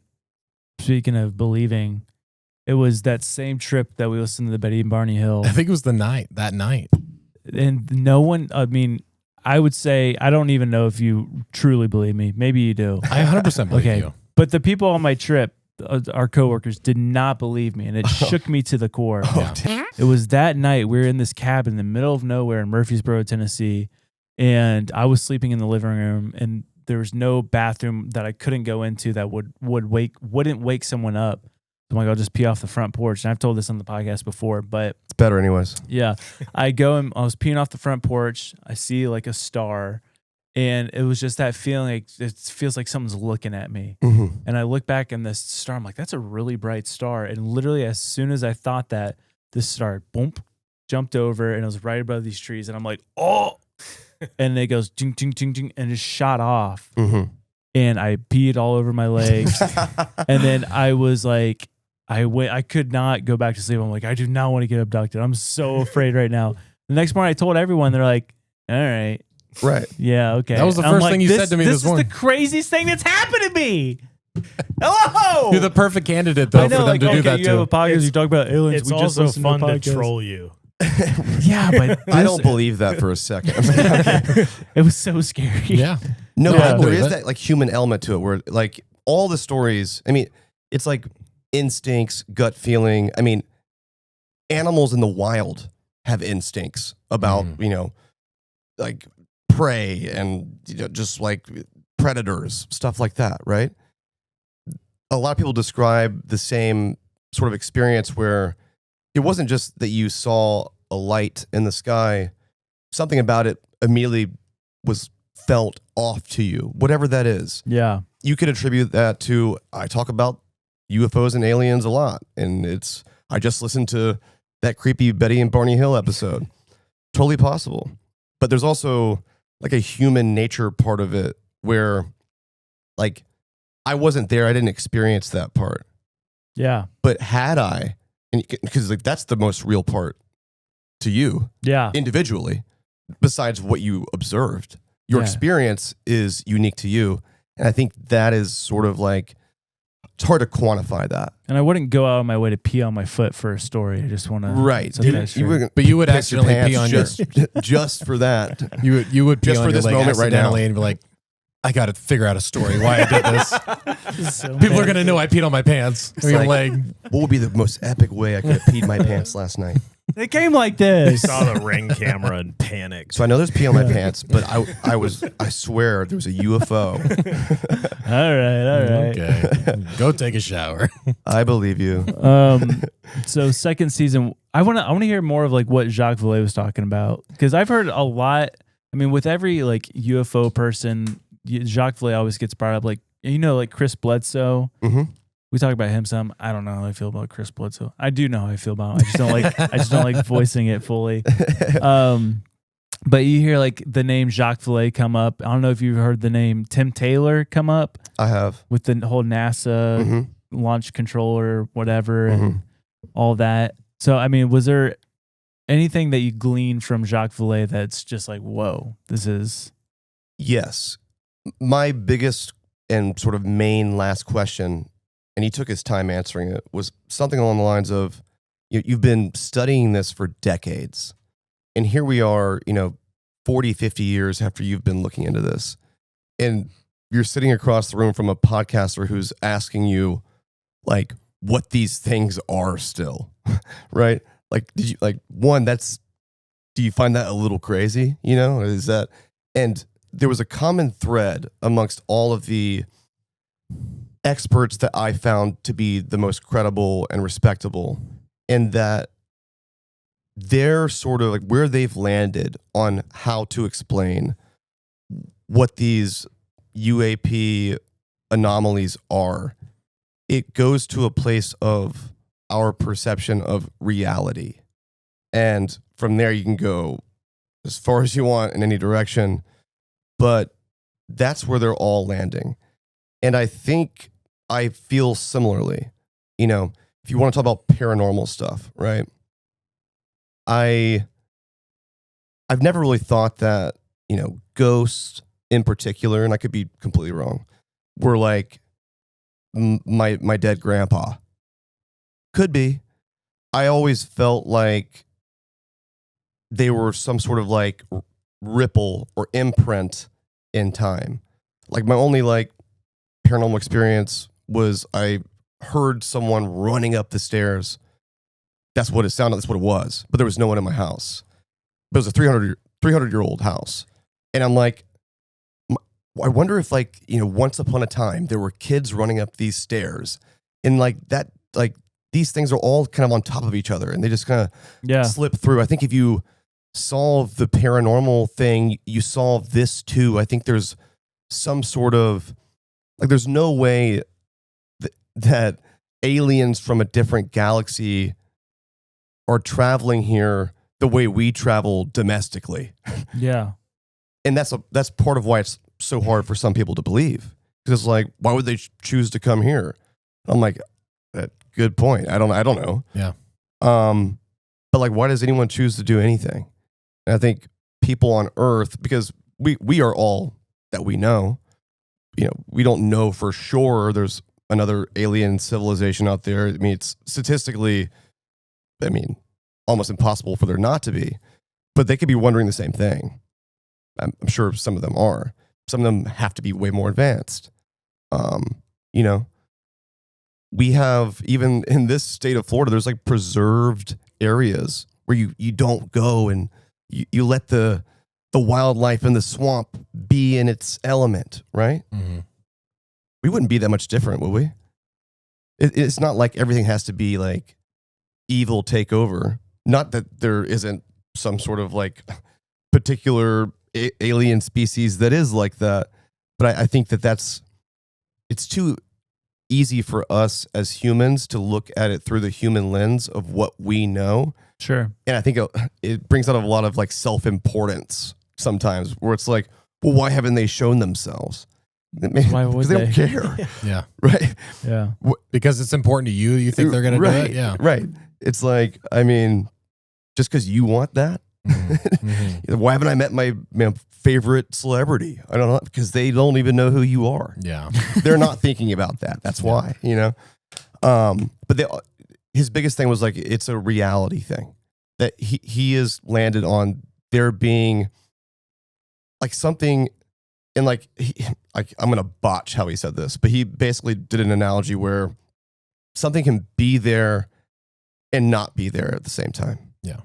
Like, you're looking at this, but like, maybe only I'm seeing it, but I'm really seeing it. And it's there for me. That's real. Like, this is where it gets confusing, because I'm like, reality to me is like the down the middle, straight arrow logic, where this is exactly what happened. Mm-hmm. But like, no one ever experiences life like that. All of us right now are having different perceptions of the same conversation. Yeah. And we'll never know unless I was in your conscious what that's like. Yeah.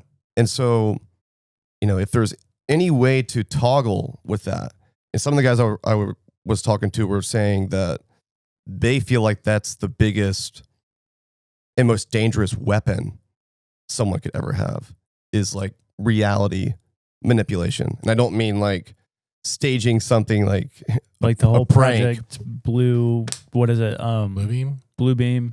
That I guess all like holographic, but they're talking Like about Minority Report kind of stuff. Yeah. Maybe. Where it's like you can create a different reality. I mean, you could do anything if you could do that.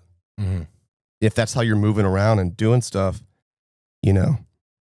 That's scary. it is scary. Yeah. So Well, I mean, yeah. I mean, we've always approached stuff from like because we're all Christian, from like a biblical standpoint. And a lot of Christians just get super uneasy with the alien topic and UFOs and stuff, and just like straight out call them demons and all that stuff. And I think there's a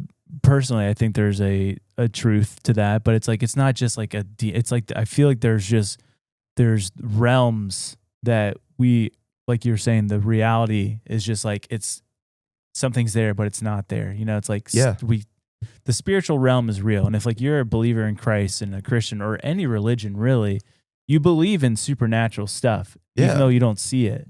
I mean, the Bible's like the most supernatural book there ever was. I mean, I grew up and was raised Catholic.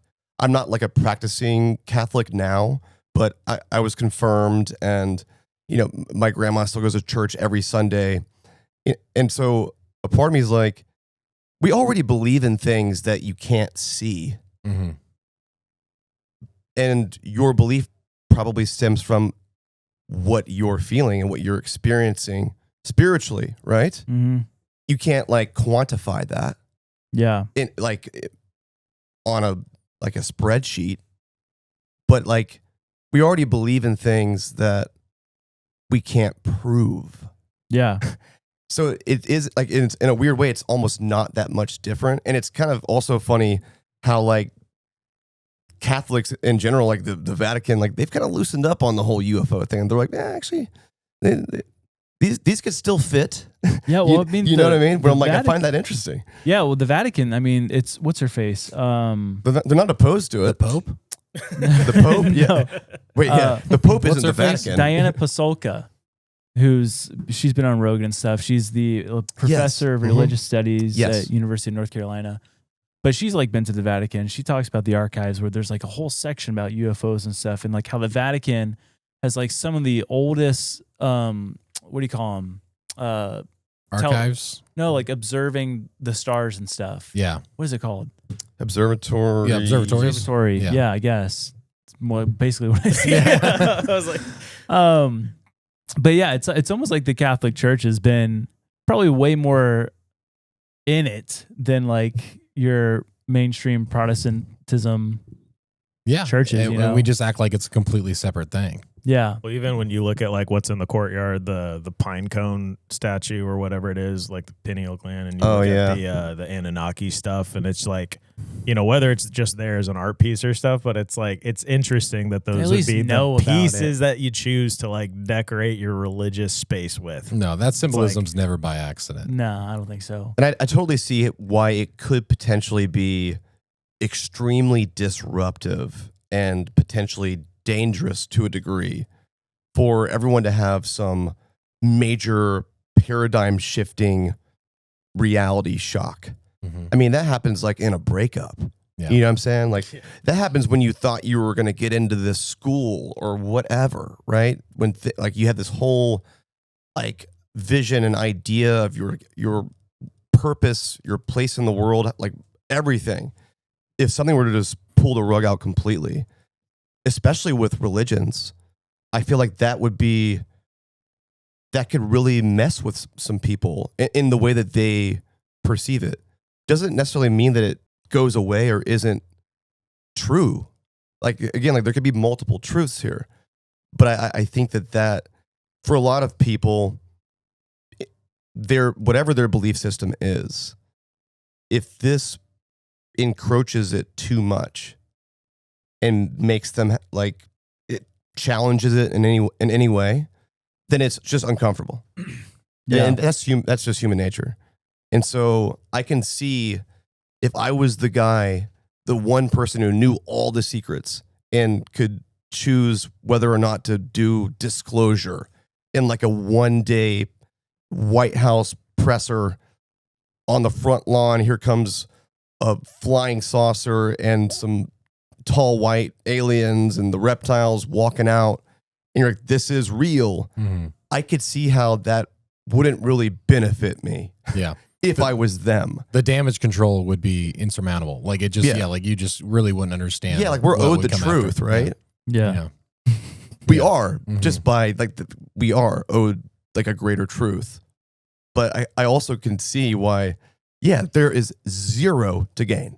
Mm-hmm. Yeah. Sure. Zero. Yeah. Have you heard I know there's been this like one interview with this guy who's talked to like a bunch of people that have had alien abductions. Mm-hmm. And he said the commonality of a lot of people saying the name of Jesus or whatever, then the abduction stops. Have you come across that at all? Who was it? John Mack who did that? It's was it possible. I really don't remember. I haven't heard that specifically, but I've heard more and more than ever, and especially in the last couple of years, way more crossover in religion with UFOs and aliens than I ever like initially thought there could even be. Really?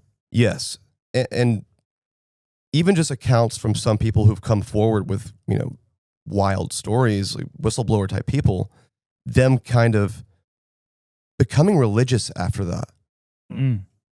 And to the point where like it doesn't seem like a coincidence. Like there is like a God, and like that is like for a lot of the stories, there's like a central higher power involved. Sure. Yeah. And so I think it does go there. I don't know how it all shakes out and how it makes sense, but like I always looked at stuff like the Bible, really like any religion's Bible, as like these are like mostly like metaphors and stuff, right? This is not like, I mean, people will challenge me on that, but like I always took like there's lessons to learn here. This isn't like a documentary account, is it? I mean, maybe, but then like if that were the case, then some of them would be true and some wouldn't, but that doesn't seem fair. But they all have a very similar through line in terms of not being a bad person. Like giving you purpose, believing, and a lot of miraculous things have happened when people do that. I mean, even at like, this is a weird example, like even like Grateful Dead concerts, like I did a podcast about like these missing and murdered deadheads, and they were talking about synchronicity. And I swear during that entire journey of that story, there were so many moments where like things would happen and, I'm like, okay, is this just confirmation bias, or are we on some plane right now where we're plugged in? And personally, I feel like there is something like as a creator, I get tapped into sometimes. And I know that because I'm not always there. And when I get there, I know I'm there again. And it's almost like I don't even have to think about it. Like, trust me or not, but like, let's go. Yes to that. Like, I'm not even making conscious decisions. I never end up staying there for as long as I want to, but it always feels like I'm in tune with something, or like I don't know what that even means, but like we were talking before you came here, we were talking about music and how like biblically music has some sort of effect on the spiritual realm, and like you go to David and Saul would be tormented in the Old Testament. They'd bring in David, he'd play his instrument. It says like he would be at peace. So we were making jokes. We were like with Saul and emo, and he just like he's listening to his sad music again. But like what is that? What is it about David doing a very physical thing, making music, it literally had effect on Saul's spirit. Yeah. And so you think about that, like the creative spaces we're in, and it just makes me wonder, like, what is it that I'm participating in, for good, for bad, that is having some sort of effect? Or is it just like maybe one type brings peace, one type gets you amped, and then that opens you up? You know, you talk about, you know, all these deadheads being like locked in. Could it be that they're just all on the same, you know, in the same space, ready to be, I don't know what the word would be, but, you know, kind of pooled together in some sort of synchronization? Yeah, that was just like from what the they were sound. saying was like, man, like look at like a huge church or like a bunch of people praying at one time. And, you know, kind of compare that to 100,000 people at a Deadhead concert, like a Grateful Dead concert, all there for the same reason, same energy, kind of like willing the show into existence. They don't even know what they're going to play that night, probably. And like it having some sort of like profound impact somehow. Well, like, I think consciousness you is know? definitely, it's coming up more and more with like trying to study consciousness. And it's like, it's so, I just think there's stuff that we'll never know and we'll never understand. Unfortunately, in our lifetime, probably not. Yeah. And whether it's good or evil, it can still be real. Yeah. That's the thing where it's, you know, it doesn't matter. Like you talk about, like we believe that the Bible's like a historical narrative. Like it's real. But with metaphor and wisdom too. And for some sure. stuff that's Right. not Like there's some literal. where it's kind of like the lesson to be learned here, but like, and Jesus, you don't, like it'll Jesus tell on the you when cross, those like, things are there for that. Yes. But it is interesting just how, like, just because something is real for someone doesn't mean it's like it's, you know, I don't know. I know what you mean. Yeah. It's like, that's why I could never, just because I'm not like a practicing religious person doesn't mean that I'm not spiritual. Sure. And like, I don't think anyone's making up their spiritual experiences with for sure Jesus, God, anybody, anything. And I think there's a similar like crossover with like some sort of profound spiritual experience you may have had witnessing something that changed your life. Could be a thing in the sky, but only you had that experience. And, you know, I wasn't there. I'm not you. I wasn't experiencing it through you.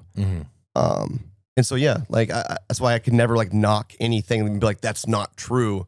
Because I can't really prove that. Yeah. I mean, we look at You like know? tribes over in like just untouched countries where they have witchcraft.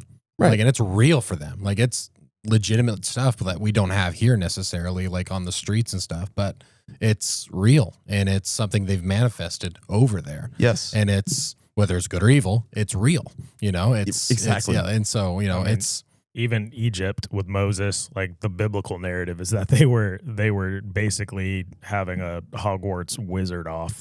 I mean, like the original that's OG in the Bible. Hogwarts. So it's like Expecto like, You're totally right. I never thought about it like that. there's power everywhere. You were just going, yeah. Yeah, it's a question. I mean, for us, it's a question of higher power. But you can't deny power when power is present, I guess, is kind of how I see it. Yeah.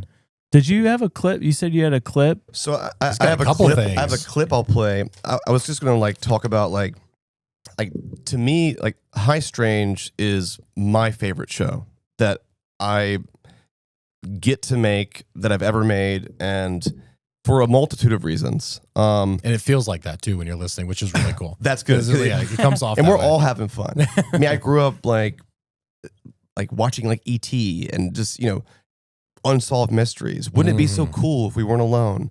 So it's a little bit of nostalgia there. Yeah. But at the same time, you know, I do so much storytelling and true crime and investigative work that it's truly very heavy. And there's a lot of nuanced ways that I have to move in order to be respectful and objective, and like relationships I'm maintaining when I'm like sitting in the room of someone's worst day of their life, or their worst year of their life, or the biggest tragedy that's ever happened to them. Yeah, it's heavy. So there's a lot of stuff with that. And so, but if you like step outside of, you know, those elements of those stories that I tell and investigate, I'm also like just a creator too at the end of the day. And so for High Strange, I have like this sort of ultimate creative liberty, and in this thing that the stakes aren't as high. Yeah. And there's so much left to learn. There's so many ways to interpret it. And so one of the things that I started doing with our composer, Makeup and Vanity Set, I call him Mavs. His real name is Matt. But also I've been trying to convince him to get like a rapper tag, like a producer tag on his beats, where I'm like, Makeup made this, like, or he doesn't like any of them. I'm still trying. In the middle of your very intense score. Yeah. Yeah, Makeup on a beat. Yeah, My eyes. Makeup made this. But I will send him sometimes like a voice memo, and it's like a little challenge that we've created for ourselves. We're going to try to make a music cue out of this, and we're going to use it in the show. So I have like a breakdown of just the original voice memo, and then I'll take you through the steps here. Sweet. Yeah. The USB-C or C? Oh, nice. So this is just the raw, unprompted. Let's make a song out of this. Na na na na na na na na na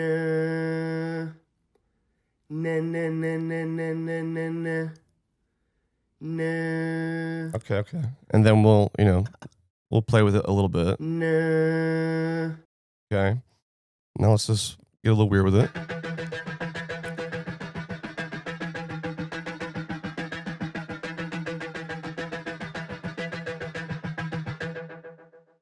And then let's play some more. I'm at a Deadhead concert. It sounded like High Strange already. And then let's just go. This track's called Weirdos. It's called Weirdos. Here we go. Oh, that's cool how it's.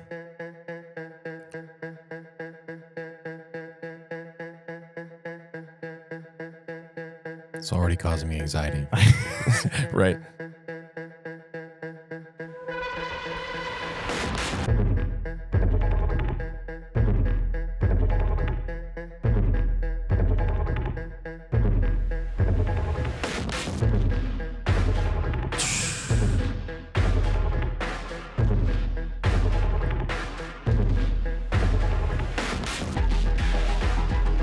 Yeah, dude. It's like the Matrix Yeah. man. club scene. Yeah.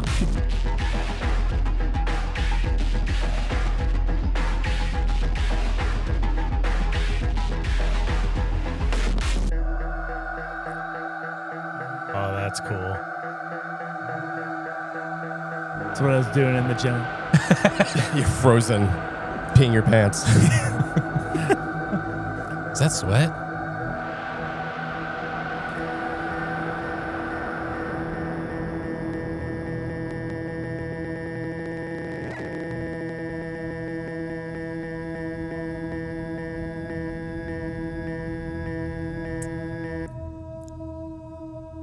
It's so fun. The filters on That's that so though, good. Yeah. it doesn't cut into like you notice when anyone talked over that, it's still cut through perfectly.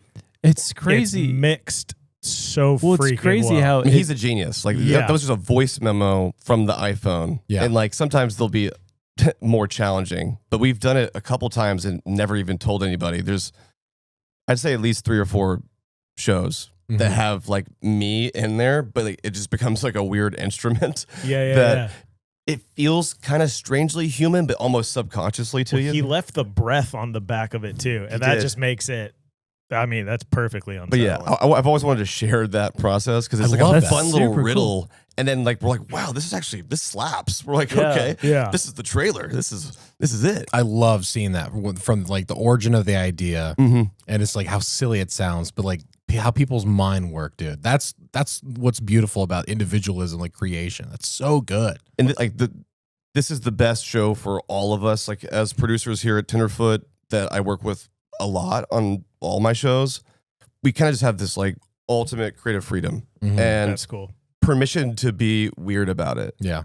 No ceiling. No ceiling. Yeah. Let's just Space. get funky with it. Make And space.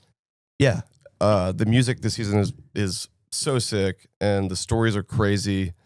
Are you doing weekly drops or is it all at once? So it'll be a binge, Cool. but it'll be free weekly. I think you'll get the first 1 or 2 for free, and if you sign up for Tenderfoot Plus, It's what is that? Tenderfoot Okay. Plus, yes. We'll pop the link. But yeah, I think it's $5 a month. You can get it now, or you can wait. It's fine. Would I'd you ever say- consider dropping the music just Oh yeah, as an album? Like, are you doing that? Oh no, we're dropping in the OST, the Cool. original soundtrack. Cool. Yeah, Heck yeah. he's already got like 18 songs kind of pegged as the ones mastered. Oh, I'm excited. to See, I feel listen like to that's that. what Stranger Things wanted to do in season 5. Like, it's like Oh that my type of gosh. like, it's almost synthy, dark. I can't like. I was even trying. When we were writing that song, I was dropping in Suno just to see what it would come up like, and it just like that's phenomenal. Dude. And we'll You can't sample like the replicate weirdest that. things. Like we were in this Airbnb in Oregon, and there was this weird like bell on the Mhm. door, and I was just tapping it. And so Yeah. we record on the phone. So that's in some of the. Like, we take a lot of the soundscapes of Yeah. where we are and kind of make them into this like Yeah. it's just a fun challenge, but also it kind of creates this sort of surreal Mm-hmm. like atmospheric music. Because I mean, you can't have like beating 808s Sure. over everyone's voice, or Yeah. people be like, I can't hear what they're saying. But Well, like kind of it's create so that well atmosphere. done. YouTube's Yeah. gonna insert an ad right here for story blocks. Yeah. Right. I'm telling everyone now. High Strange was and still is like my favorite show. The storytelling, the music that we just heard. Mhm. I mean, you suck It's them immersive. in, man. It's Yeah. so immersive and like creepy. I'm so afraid of things, but I love this kind of creepy. And just your storytelling, the way you can tell just how much effort you put into this stuff, and it's super cool. And And passion. Yeah. Yeah. So in the very first episode, I'll just, since I'm plugged in, I'll play like 30 seconds of it, like of season 1. yeah. We'll hear an ad first, probably, I'm sure. Even though I have the Dropbox somewhere, I'm just going to play it on my phone. I cold open with this sort of morning routine of mine, and I kind of land in this place of like, oh yeah, we're just we're like hamsters on a wheel. We don't have time to like ponder these existential thoughts. I get it, and so I wanted to mirror that morning routine for this season. I'm like, a lot of things have actually changed in 3 years, like technology wise. Mhm. So I'll play the first. Okay, that's after this. Real me. Here we go.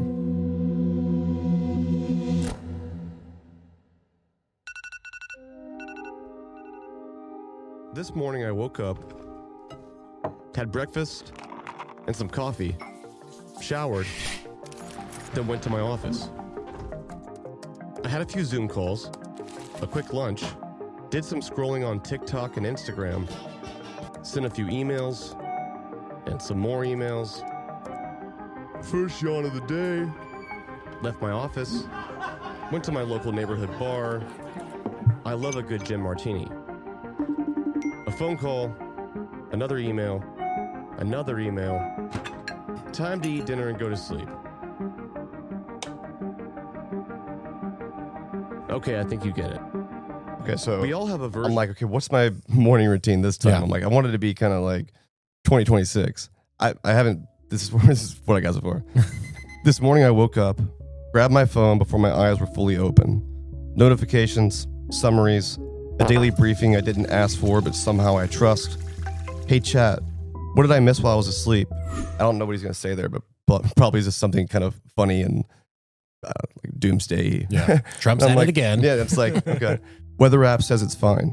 News app says everything's on fire. Calendar app, already stressed. A reminder to stand up, breathe. A reminder that I ignored yesterday. Coffee, shower, sweatpants on top, real shirt on the bottom. Wait, what? Went to my office, which is also in my house. Couple meetings, one with cameras on, one with cameras off. one where everyone muted but somehow is still talking. A few emails, a few written by me, a few written with some help.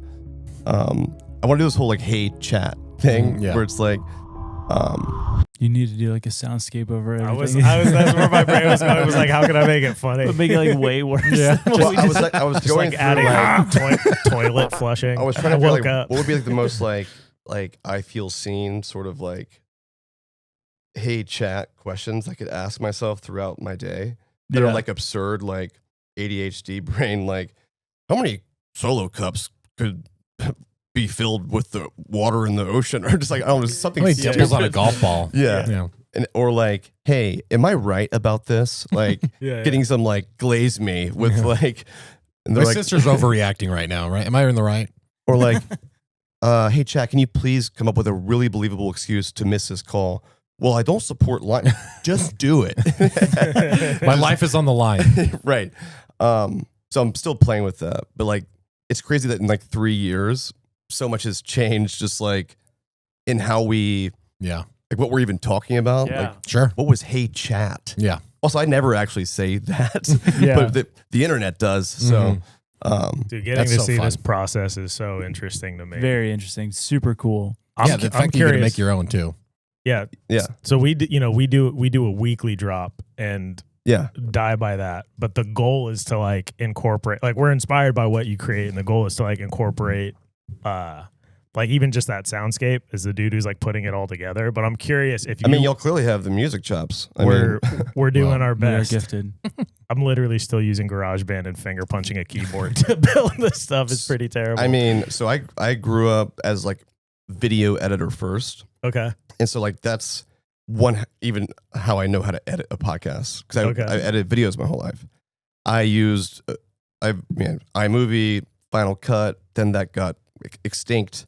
Then I had to move to Adobe Premiere, and I made the entire first season of Up and Vanished, like 30 plus episodes, all within Adobe Premiere, which is a video editing program, just in the bottom portion of where you put the audio. Yeah. Because I was refusing to learn a new program. Yeah. And I look back now, I'm like, I was making that so much harder on myself. That's how he looks at me making our thumbnails. But you can make bangers in Premiere. GarageBand, you know? Like, Yeah. you can. Mm-hmm. If you had to do a weekly drop, like every week, what would you, for that process? Because it seems like you go back and forth and you're doing all that stuff. How would you, like, what efficiency would you throw in there? Like what? A weekly drop of what? Like a full episode, kind of like our format where you have to like tell stories, do music. I feel like you just keep throwing in monkey wrenches like you're talking about. Yeah, just keep Like mixing it up. you just like starts with that right there. Yeah. Like, let's do this today. Like or bring something in that just like creates the chaos or creates the talking point or the happy accidents that happen. Sure. It's like you can plan like so much, I mean, especially with like the documentary stuff I do. I'm like, we might fly to Michigan and this guy's just not even going to open the door. Like, Yeah. and that's a risk, right? But how do we like mitigate that risk from even a storytelling standpoint? Mm-hmm. And it's like, you don't always know what those special moments are going to be until you get back later. Yeah. Like I would hear tape. I'm like, wow, this sounds amazing. I thought it sounded really stupid in the moment when I was just sitting there talking in the car, but I'm so glad we got that. Yeah. Because it's real and it's, or whatever it is. Yeah. So like, just kind of always like, I get bored easily with the podcast that I even make. So like to keep my own self entertained enough to like, to go into the gauntlet of like making a complex show, like setting kind of new challenges where they feel like it's kind of like a risk, you know. To me, High Strange season 1 felt like a risk because I didn't want people to take me less seriously. I wanted people to like, I wanted the masses to feel like it was okay to entertain a UFO story investigation. Sure. Because I felt like everything I'd seen mostly was like kind of catered to people who already believed. Sure. Yeah. And so it's like, how do I get like my grandma to be like, wow, maybe, you know, like Yeah. that's all I want. Like if I can get you to even listen, you know, then we have a conversation to have True that. with everything. But like, this time my tone is a lot different. Like thematically, I think it's more like I'll play the trailer that drops soon. It's kind of like sarcastic, like we already know it's real.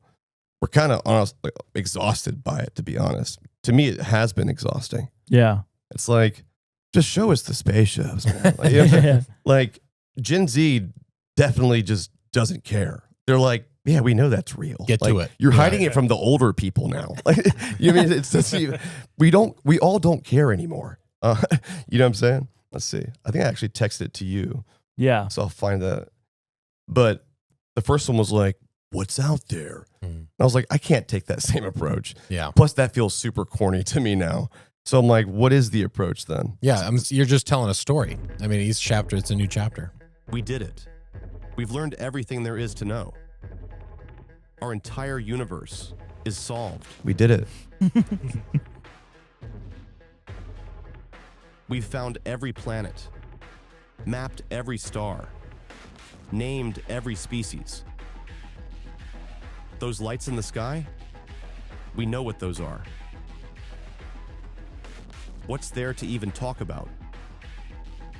We made it. We know how it all works now.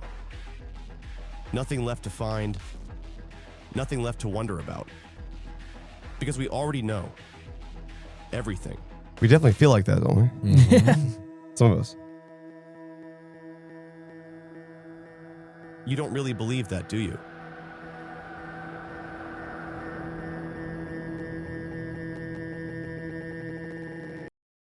So good. Very So cool. fun. Because like and it's weird because like if you look back in time, like we used to smoke cigarettes on airplanes. Like, there's still ashtrays. Like that sounds insane, right? We just didn't know that they caused cancer. Didn't just did it. So like it feels like in the moment, even for me, like that this is it. Because time is like, you know, we're learning slowly and it becomes applied to everything. So it's easy to feel like we already kind of know everything. Because what you don't know, you can't even imagine up. You can't even think it up. Yeah. And yeah, so I we're feel not like, even aware. We couldn't even. Yeah. And I feel like for a lot of people, this whole UFO thing has become a tired story. Yeah. For me, it has. Where it's like another guy saying that the government, how many guys is that going to take before like it feels any different? Yeah. Or it's like exhausting me. And so it's kind of like the tone I want to take with it because it's easy to be like, screw it, we'll never know. Yeah. Or are we just in that weird limbo period? And like let's look at what we have learned in the last 3 years though. Yeah. You know? Yeah. Can we continue to still ask questions? Yeah. Right. Or should we? Yeah. Yeah. Can we find a way to figure out where to go next? And it's not everyone's job to do that. But like, you know, there are people actively trying. Yeah. And this can't be it. You know, we can't just be done having conversations. Yes, Yeah, exactly. So, yeah. Yep. People are looking for compulsion. Mm-hmm. And so I feel like that's kind of the name of the game too. It's like, what can I give that compels somebody? Yeah. People want proof. But Yeah. I'm also kind of like, proof is different to every person. That's the truth. Like in a murder investigation in the courtroom, it's like if your fingerprints are on the gun and the calls line up and there's 10 eyewitnesses, it's like, okay, pretty sure that happened, right? But like, what is the proof to any random person in your office today, in the state of Florida, the country of Florida, because it feels like it's not part of the rest of the Dang right. But like, what would it take for you, anyone, to be like, oh, wow, we're not alone in the universe. And by that, we mean there's other intelligent life that's more intelligent than us. And sometimes it's just reframing the proof, right? Like when in college, when we're teaching like how to preach, like it's like, right, there's the message, but learn how to say it, the message, the truth that you're trying to convey in 3 different ways, because not every single person's gonna hear it the same way. So like correct. When you say it, one person will be like, man, that nailed it on the head. And the other person's like, it flew over, doesn't resonate. But if you can reframe it in a way where the truth is still there, Yeah. the proof is still there, Mm-hmm. but you could just reframe it in a way where it's a lot more digestible and, oh, that makes a lot more sense. That actually is an amazing example. Like that's kind of, it's different for everyone, Mm-hmm. right? How will you believe? Yeah. And so like this whole like idea of the podium disclosure announcement, that's Hollywood's version. Yeah. I think if there's something greater to learn, which there clearly I think is, we'll learn it slowly and people will adapt. And in 1,000 years, those things will just be part of our life. Mhm. I mean, where was AI 3 years ago? Yeah. I was just looking at a As well photo. as You were Smith probably using eating ChatGPT like spaghetti. right just then. I mean, yeah, we were just, I was looking at a photo from 3 years ago, showing you yesterday, Mhm. and it was just in our like work Slack. And I was just like, me and my buddy who does like the graphic art, he Yeah. sent me something he generated. Oh yeah, And we were in the message. We are just like, this is incredible. totally. This is amazing. And I'm looking at the art now. I'm like, it was terrible. trash. It was terrible. AI It trash was art. awful. Yeah. But it's like, I could do so much better now. You're like, look, I did a thing. Yeah. Yeah. It just develops so quickly. The world changes so fast, more than ever. I feel like now. Funny Just in about different AI, ways. like so that video I showed you. Proud to say that there is zero AI in that video. That's great. Not that like I'm not anti AI. No, but like that's as impressive. as We a are. creator, you know, there's some sort of like, you know, it's a threat to a lot of creators. Sure. I've tried to take the stance of, you know, when the internet came out, if I was an adult back then, I could have been like, I'm not using the internet. Well, it's already here. So Yeah. you're eventually going to be a part of it somehow. You don't have to, Yeah. but you're going to not be able to catch up. AI is similar. Mhm. So I'm like, okay, how could this like help a process? So, but ironically, like that's not it's like only my temp VO like voice, and it's actually an AI voice and a version of my Wow. voice. So like as I'm bragging about that, like that's just the temp VO, Mm-hmm. but we got it down to like sound a lot like me, Yeah. That's crazy. which is like, I don't know how I feel about that really, but it like it already exists. Yeah. I'm just, someone else could do it too. Yeah. Which was also scary. Yeah.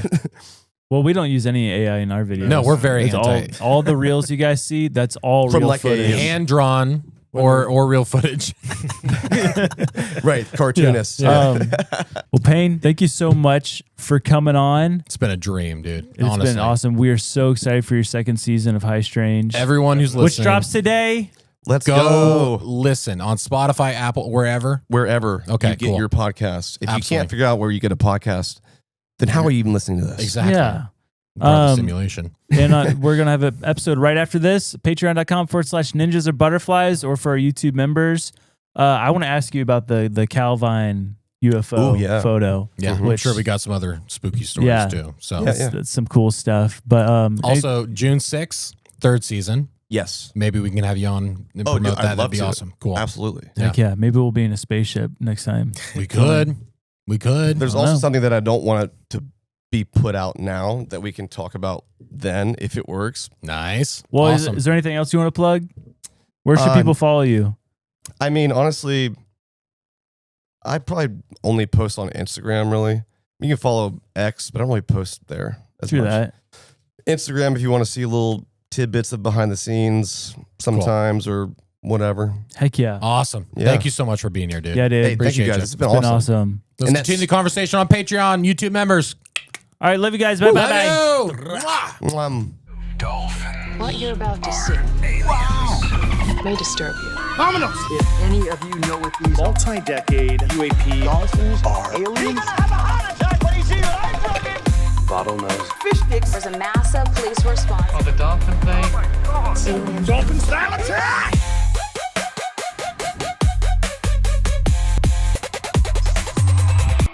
Oh no, yeah, just sit there right where you just right with the camera. This is the story about the creature from beyond.